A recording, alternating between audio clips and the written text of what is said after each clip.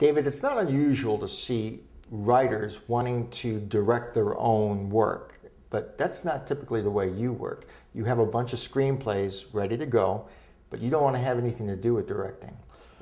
Yeah, why is that? I'm happy being a writer. I like writing. It's being a director is a completely different animal. Some people can do both. They can manage being a writer and a director and flipping hats like that. I'm not saying that I will never direct, but at this point I have no desire to direct because I'm just happy being a writer in my own little world, creating my own little envision. And you know, as long as I come up with a cool director like Brian Dodson who can take my vision and totally run with it, I'm happy. You know, I totally trust Brian. I think he's a great guy.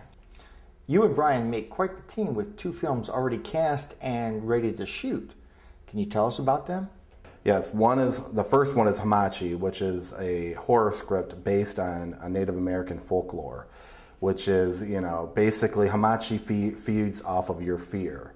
Whatever your fear is, it will manifest it 10 times. And that's basically what Hamachi is about. Now, Hamachi is also loosely based on a true story?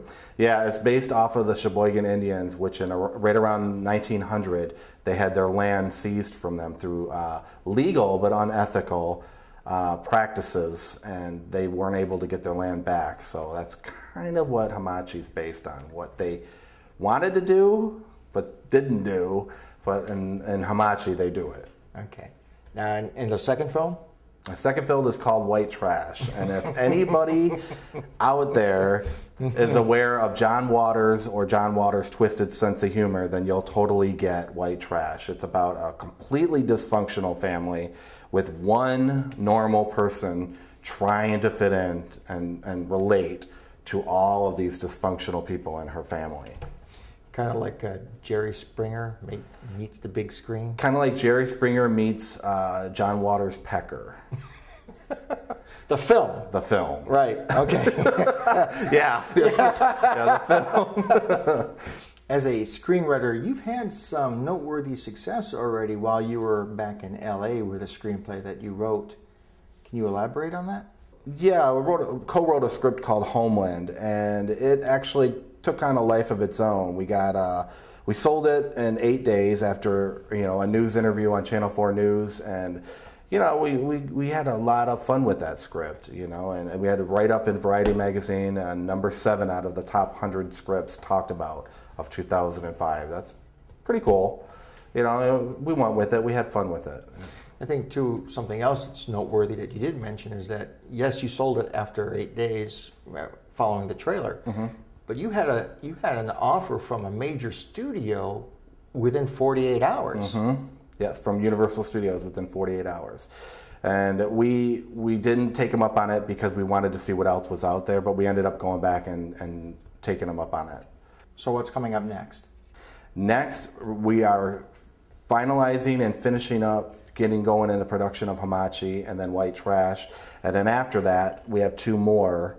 One titled Flowers for Linda, which will be directed by Mike Shikakopasi, and please forgive me. I know I just screwed that name up, but you know he's got a difficult last name but a great eye, and he's going to be a great director. It's about obsession and where the dark parts of obsession come from in the human psyche, and you know how to get there and how to get back.